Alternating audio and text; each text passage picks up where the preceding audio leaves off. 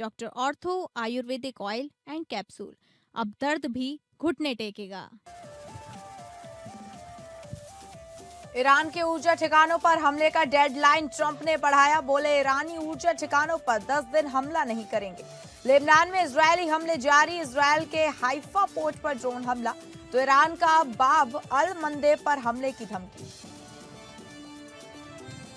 पश्चिम Asia संकट पर PM Modi की मुख्यमंत्रियों के साथ आज बैठक। तेल गैस आपूर्ति और आपात तैयारियों की समीक्षा होगी।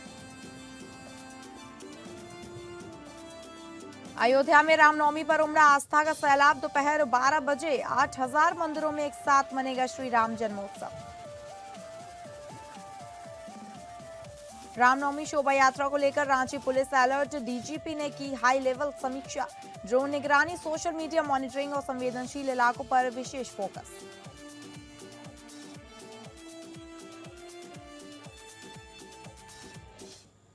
नमस्कार, आप सभी का स्वागत है और मैं हूं आपके साथ अंकिता सिंह। बुलेटिन की शुरुआत करेंगे बड़ी खबर का रुख करके। जब पश्चिम एशिया में जंग का आज 28वां दिन है, ट्रंप बोले ईरानी ऊर्जा ठिकानों पर 10 दिन हमला नहीं करेंगे। ईरान के कहने पर 6 अप्रैल तक डेडलाइन बढ़ाई। ट्रंप बोले ईरान ने हमें 10 तेल टैंकर गिफ्ट किए। लेबनान में इजरायली हमले जारी। इजरायल के हाइफा पोर्ट पर ड्रोन हमला। ईरान का बाब अल मंदेब पर हमले की धमकी। अमेरिकी राष्ट्रपति डोनाल्ड ट्रंप ने बताया कि ईरान ने उनके ऊर्जा ठिकानों पर हमले न करने के लिए 7 दिन का समय मांगा था, लेकिन हमने 10 दिनों का समय दे दिया है, जिसकी डेडलाइन 6 अप्रैल को है। मीडिया के साथ बातचीत में ट्रंप ने कहा कि पश्चिमी एशिया में चल रहे संघर्ष के बीच दोनों पक्षों की राजनयिक बातचीत में ईरान ने उनकी सरकार से संपर्क कर अधिक समय देने का अनुरोध किया था। ट्रंप ने लिखा कि ईरान सरकार के अनुरोध पर उन्होंने ईरानी ऊर्जा संयंत्रों पर हमलों को 10 दिनों के लिए स्थगित कर दिया है। उन्होंने कहा वार्ताएं चल रही हैं और वे बहुत अच्छी तरह से आगे बढ़ रही हैं। ट्रंप ने स्पष्ट किया कि वे फिलहाल ईरान के ऊर्जा संयंत्रों पर बमबारी नहीं करेंगे। अमेरिकी राष्ट्रपति डोनाल्ड ट्रंप ने दावा किया है कि ईरान ने 10 तेल टैंकरों को गुजरने दिया, यह उनकी तरफ से गिफ्ट है। इन टैंकरों पर पाकिस्तान का झंडा था और ईरान इससे भरोसा जीतना चाहता था। उन्होंने कहा कि ईरान ने भरोसा दिखाने के लिए 8 बड़े तेल टैंकरों को गुजरने दिया और बाद में 2 और भेजे। इजरायल रक्षा बलों ने घोषणा की कि हिजबुल्लाह के वरिष्ठ anti tank commander Hassan Mohammed Bashir को मार गिराया गया। आईडीएफ के अनुसार बशीर ने इजरायल की सेना और नागरिकों पर कई हमलों का संचालन किया। लेबनान में इजरायल के लगातार हमलों में अब तक 1116 लोग मारे जा चुके हैं। इसके जवाब में ईरान ने बाब अल मंदेब स्ट्रेट को बंद कर दिया, इसकी चेतावनी दी है। ईरान के शिराज शहर में 3 धमाकों की आवाज सुनाई गई है। सरकारी मीडिया रिपोर्ट्स के मुताबिक ये धमाके हालिया हमलों के बीच हुए। इससे पहले राजधानी तेहरान के उत्तरी हिस्सों में लड़ाकू विमानों की आवाज सुनी गई थी, जिसके कुछ ही देर बाद शहर में जोरदार धमाके हुए। अमेरिकी राष्ट्रपति ट्रंप ने फिर दावा किया कि अमेरिका ने ईरान के खिलाफ लड़ाई जीत ली है। उन्होंने कहा कि अमेरिका ने ईरान की नौसैनिक और मिसाइल क्षमताओं को काफी हद तक कमजोर कर दिया है। Because NATO has done absolutely nothing. And I've always said, 25 years ago, I mean, I was somebody that wasn't a politician, but I was always involved in politics and I understood politics. I said 25 years ago that NATO's a paper tiger, but more importantly, that we'll come to their rescue, but they will never come to ours. And I want you to remember that we said this. They didn't come to our rescue. Now they all want to help. When they're annihilated, the other side is annihilated, they said, we'd love to send ships. They actually made a statement, a couple of them, that we want to get involved when the war's over. No, it's supposed to get involved when the war's beginning, or even before it begins. We had the UK say that we'll send, this is 3 weeks ago, we'll send our aircraft carriers, which aren't the best aircraft carriers, by the way. They're toys compared to what we have. और अगली बड़ी खबर का रुख करेंगे मोदी की मुख्यमंत्रियों के साथ बैठक। तेल गैस आपूर्ति और आपात तैयारियों की समीक्षा होगी। राज्यों की तैयारियों की करेंगे समीक्षा। आपको बता दें, पीएम नरेंद्र मोदी राज्यों के मुख्यमंत्रियों के साथ बैठक करेंगे। तेल गैस आपूर्ति और आपात तैयारियों की समीक्षा होगी। प्रधानमंत्री मोदी चुनाव वाले राज्यों को छोड़कर अन्य राज्यों के मुख्यमंत्रियों के साथ वीडियो कॉन्फ्रेंसिंग के जरिए आज शाम को बातचीत करेंगे। खाड़ी क्षेत्र में संघर्ष शुरू होने के बाद पीएम मोदी की मुख्यमंत्रियों के साथ पहली बार बैठक होगी। कैबिनेट सचिवालय चुनाव वाले राज्यों यानी कि तमिलनाडु, पश्चिम बंगाल, असम, केरल और केंद्र शासित प्रदेश पुडुचेरी के मुख्य सचिवों के साथ अलग अलग बैठक करेगा। केंद्र सरकार के सूत्रों ने बताया कि प्रधानमंत्री शाम वीडियो कॉन्फ्रेंसिंग के माध्यम से मुख्यमंत्रियों से जुड़ेंगे और इस दौरान संकट से निपटने में राज्यों की तैयारियों और योजनाओं की समीक्षा भी होगी। इस पहल का उद्देश्य टीम इंडिया की भावना से प्रेरित होकर सरकार के प्रयासों में तालमेल सुनिश्चित करना है। प्रधानमंत्री ईरान संघर्ष से उत्पन्न संकट पर लगातार सक्रिय हैं। सोमवार को उन्होंने लोकसभा सांसदों को इस बारे में सरकार की ओर से उठाए जा रहे कदमों की जानकारी दी, जबकि मंगलवार को राज्यसभा को इस बारे में संबोधित किया। बुधवार को सर्वदलीय बैठक में उनके वरिष्ठ मंत्रियों ने विपक्ष के सभी दलों के सवालों के जवाब दिए। क्योंकि तेल गैस की आपूर्ति से निपटने में राज्यों की महत्वपूर्ण भूमिका है, इसलिए इस बारे में अब मोदी मुख्यमंत्रियों से बातचीत करेंगे। पीएम मोदी लगातार ये कहते रहे हैं कि ईरान संघर्ष से पैदा संकट लंबा खिंच सकता है। उन्होंने आशंका भी जताई कि संकट की स्थिति में कुछ तत्व इसका फायदा उठाने की कोशिश कर सकते हैं और इससे निपटने में राज्यों को सख्त कदम उठाने होंगे।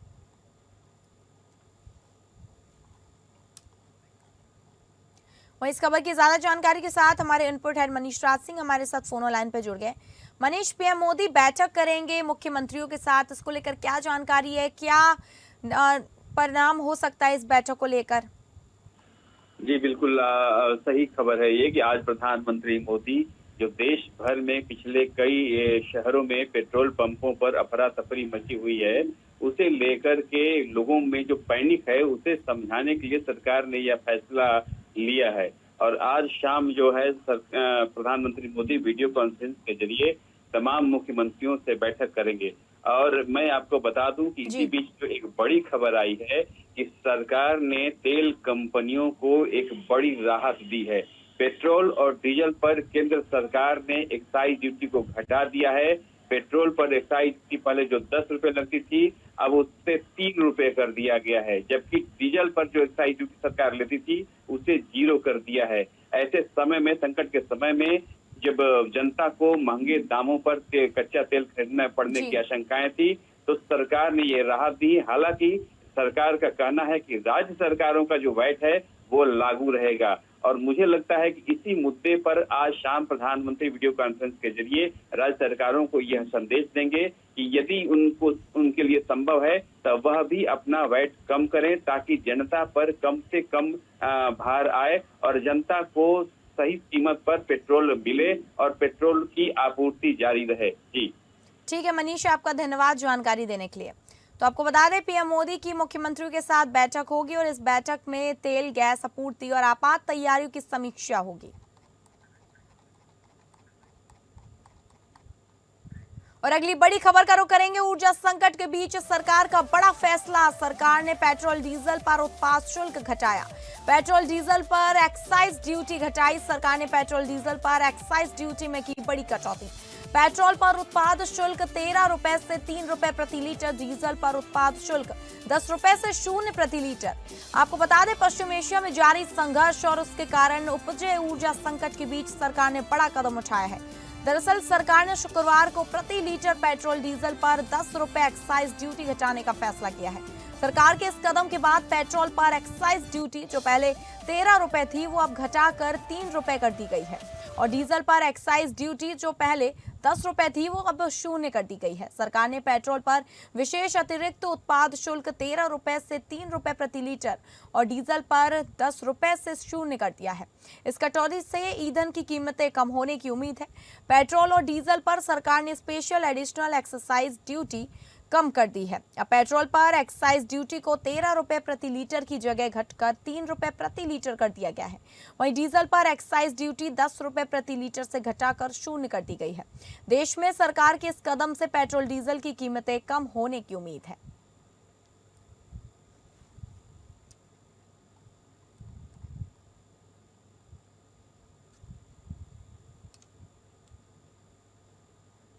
बड़ी खबर का रुख करेंगे। पेट्रोल डीजल पर सीएम योगी का आश्वासन। प्रदेश में ईंधन की आपूर्ति पूरी तरह सामान्य है। जरूरत पड़ने पर ही पेट्रोल लें डीजल। अफवाह फैलाने वालों पर होगी कार्रवाई। सीएम योगी बोले, जरूरत पड़ने पर ही पेट्रोल डीजल लें, कहीं कमी नहीं। अफवाह फैलाने वालों पर होगी कार्रवाई। उत्तर प्रदेश में पेट्रोल और डीजल की कमी को लेकर चल रही चर्चाओं के बीच राज्य सरकार ने गुरुवार को साफ किया कि प्रदेश में ईंधन की आपूर्ति पूरी तरह सामान्य है। प्रमुख सचिव खाद्य एवं रसद विभाग रणवीर प्रसाद ने कहा कि सभी जिलों में मांग के अनुसार पेट्रोल डीजल उपलब्ध कराया जा रहा है। वहीं कहीं भी संकट जैसी स्थिति नहीं है। प्रदेश सरकार ने लोगों से अपील की है कि वे अफवाहों पर ध्यान इस आधार पर घबराहट में अतिरिक्त खरीदारी ना करें। सरकार के मुताबिक हाल के दिनों में सोशल मीडिया के जरिए कुछ भ्रामक संदेश फैलाए जा रहे हैं, जिनमें ईंधन की कमी की बात कही जा रही है। इन सूचनाओं को गलत बताते हुए प्रशासन ने स्पष्ट किया कि यह शरारती तत्वों की हरकत है। ऐसे लोगों की पहचान कर उनके खिलाफ सख्त कार्रवाई की जाए।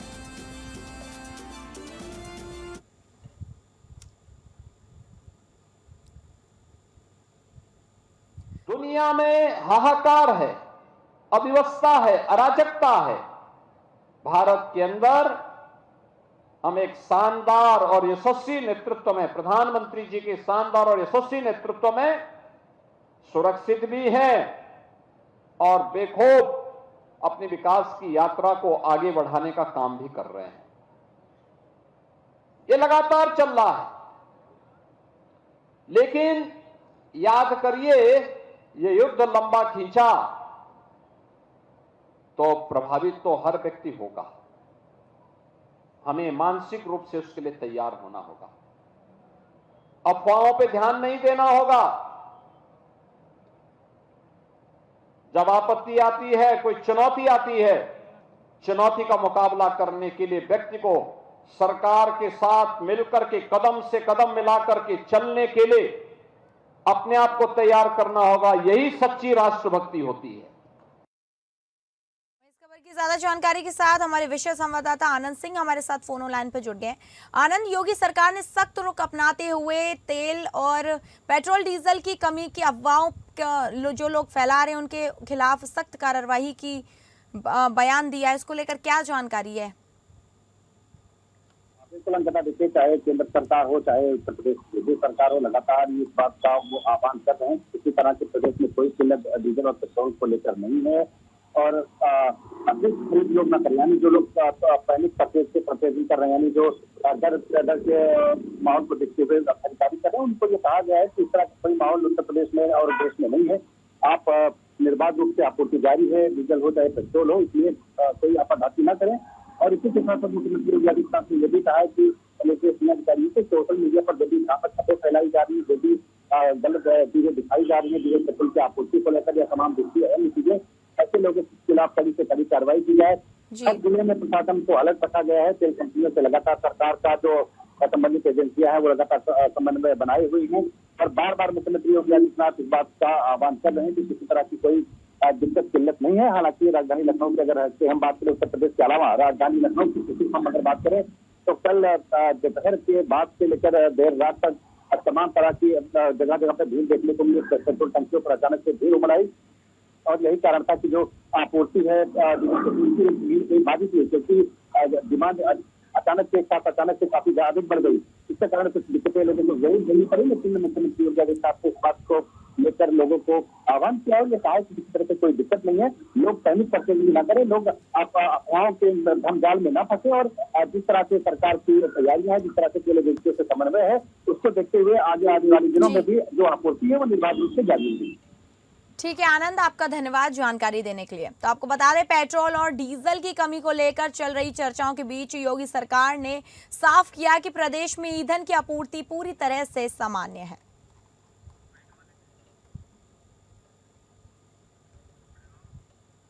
और अगली बड़ी खबर का रुख करेंगे। रामनवमी पर उमड़ा आस्था का सैलाब। रामलला का सूर्य तिलक, सुबह की आरती हुई, भगवान को पीतांबर वस्त्र पहनाए गए। अयोध्या के 8000 मंदिरों में उत्सव, भय प्रकट, कृपाला दीनदयाला से गूंज रहे मंदिर। सुरक्षा व्यवस्था मजबूत की गई है। आज रामनवमी का पावन त्योहार है। यह त्योहार पूरे देश में बड़े उत्साह और श्रद्धा के साथ मनाया जाता है। रामनवमी पर रामनगरी में आस्था का सैलाब उमड़ा।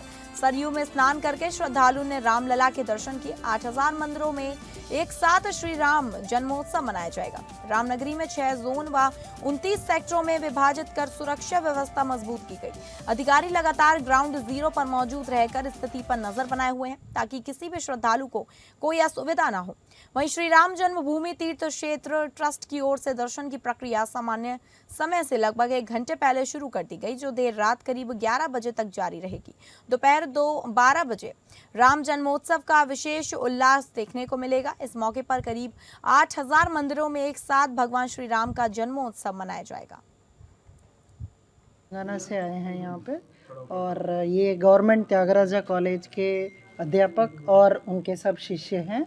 तो हम सबको ये अयोध्या में बजाना बोल के एक हमारे मन में था, जो कि आज हमारे इसका पूरा हो गया। और ये सब जो भी ये अरेंजमेंट सब जो भी किया था, यूपी गवर्नमेंट एंड सबको एक धन्यवाद है, जिन्होंने भी ये पूरा तैयारियाँ सब किया। और हमारी एक ही इच्छा है कि अब हम प्रधानमंत्री मोदी के सामने भी एक बार हमको भी अवकाश मिले तो हम वो भी करने के लिए तैयार हैं। ये अवसर मिला वही, उसी से हम बहुत ही खुश हैं। खुशी से हमारे मुंह से शब्द नहीं निकल रहे। पहली बात, एक तो ये जो सोच आया है दिमाग में कि रामनवमी के दिन यहाँ पे बजाना और रामलला के सामने बजाना, उसकी तो पूरी कृपा हमारी मैडम की है, जयलक्ष्मी मैडम की। अगर इनकी सोच नहीं होती तो ये शायद संभव नहीं होता। उनकी इतनी मनोकामना थी कि कैसे भी हमें बजाना है, तो इतनी कोशिशें करके इतने सफल हुए, कोशिश करके सबसे भी कुछ भी नहीं पूछे। उनकी मनोकामना इतनी अच्छी थी, इतने स्ट्रॉन्ग विल पावर थे कि हो गया वो काम। इसके लिए हम यूपी गवर्नमेंट के बहुत बहुत धन्यवाद लेते हैं, और जिन्होंने भी इस अवसर में हम लोगों की जो सहायता की है उनकी बहुत बहुत धन्यवाद। वहीं इस खबर की ज्यादा जानकारी के साथ हमारे संवाददाता रवि सिंह हमारे साथ फोन लाइन पर जुड़ गए हैं। रवि, आज रामनवमी का शुभ अवसर है और इस अवसर पर वहां पर अयोध्या में क्या क्या कार्यक्रम होंगे, तैयारियां कर ली गई हैं, सुरक्षा के क्या क्या इंतजाम कर लिए गए हैं श्रद्धालुओं के लिए? बिल्कुल अंकिता, इस वक्त हम आपको बता दें, जहां अयोध्या इस वक्त जहां आस्था अपने चरम पर है, जहां हर रास्ता राम के नाम पर थम सा गया है और जहां हर सांस में जय श्री राम गूंज रहा है, जहां रामनवमी के पावन अवसर पर रामनगरी अयोध्या इस समय श्रद्धा, विश्वास और भक्ति के महासागर में पूरी तरह डूबी हुई है। सुबह ब्रह्म मुहूर्त से ही सरयू नदी के घाटों पर आस्था का ऐसा सैलाब उमड़ा कि घाट छोटे पड़ गए और श्रद्धालुओं की कतारें लंबी होती चली गईं। लाखों की संख्या में पहुंचे श्रद्धालुओं ने सरयू से स्नान कर पुण्य अर्जित किया है, क्योंकि मान्यता है कि आज के दिन स्नान करने से दान का विशेष महत्व होता है। स्नान के बाद यही जन सैलाब अब राम लला के दरबार की ओर बढ़ रहा है। राम मंदिर के बाहर श्रद्धालुओं की लंबी लंबी कतारें साफ देखी जा सकती हैं। हर कोई बस एक झलक पाने के बेताब नजर आ रहा है। पूरी अयोध्या इस वक्त राममय हो चुकी है। हर गली में भजन, हर चौक पर कीर्तन, हर दिशा में जय श्री राम के उद्देश्य के गूंज रहे हैं। महिलाएं पारंपरिक सोहर गीत गा रही हैं। मंदिरों में घंटे, घड़ियाल बज रहे हैं और माहौल ऐसा बन चुका है जैसे त्रेता युग की झलक धरती पर उतर आई हो। अगर सजावट की बात करें तो राम मंदिर सहित अयोध्या के हजारों मंदिरों को फूलों और रंग बिरंगी लाइटों और आकर्षक झांकियों से भव्य रूप दिया गया है। रात में यह नजारा और दिव्य हो जाता है, जहां पूरी नगरी जगमगाती दिखाई देती है। अब बात करते हैं आज के सबसे बड़े और ऐतिहासिक आकर्षण की। ठीक दोपहर 12 बजे रामलला का सूर्य तिलक किया जाएगा। वो क्षण होगा जब सूर्य की किरणें सीधे भगवान राम के ललाट पर पड़ेंगी और तिलक का स्वरूप लेंगी।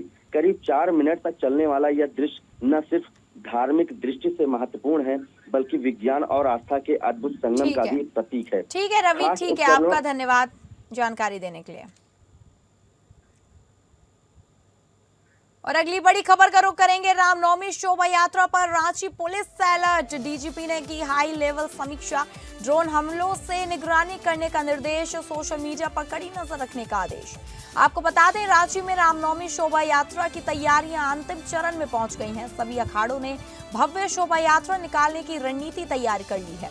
वहीं जिला प्रशासन और पुलिस भी इस आयोजन की शांतिपूर्ण और सौहार्दपूर्ण ढंग से संपन्न कराने के लिए पूरी तरह अलर्ट मोड में है। इसी क्रम में डीजीपी तदाश्रा मिश्रा ने रांची एसएसपी कार्यालय में उच्च स्तरीय समीक्षा बैठक की। बैठक में एसएसपी राकेश रंजन समेत सभी वरीय पुलिस अधिकारी मौजूद रहे।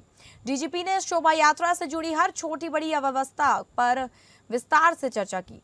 डीजीपी ने संवेदनशील और भीड़भाड़ वाले इलाकों में ड्रोन कैमरों से निगरानी करने का निर्देश दिया। इसके साथ ही शोभा यात्रा के निर्धारित मार्गों को पहले से भौतिक सत्यापन करने और सुरक्षा व्यवस्था को मजबूत रखने पर भी जोर दिया गया। इसके अलावा सोशल मीडिया और डिजिटल प्लेटफॉर्म पर कड़ी नजर रखने के निर्देश भी दिए गए। किसी भी तरह की अफवाह या भ्रामक सूचना फैलाने वालों पर तुरंत कार्रवाई करने को कहा गया।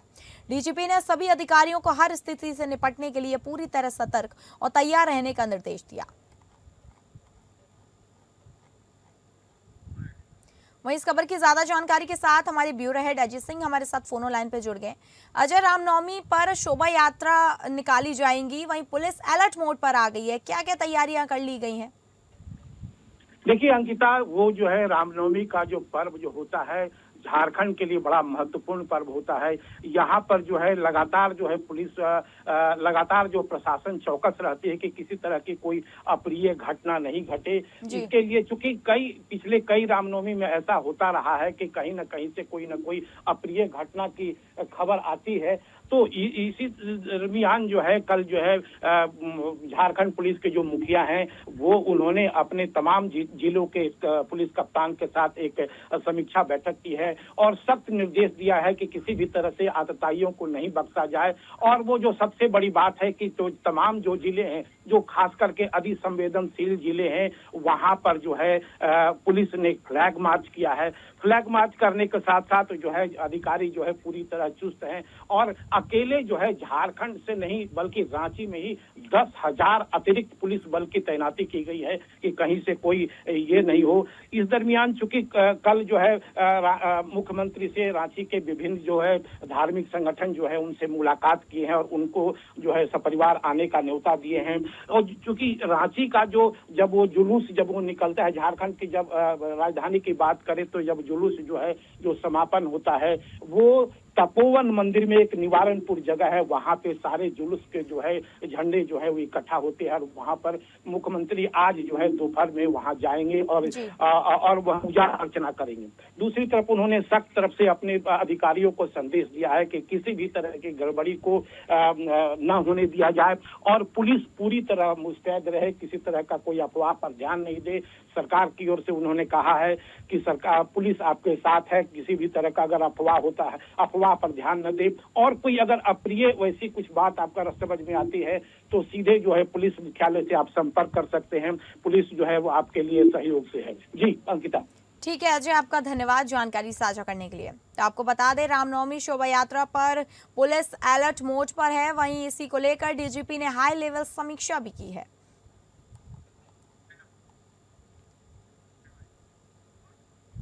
तो फिलहाल इस बुलेटिन में इतना ही। नमस्कार।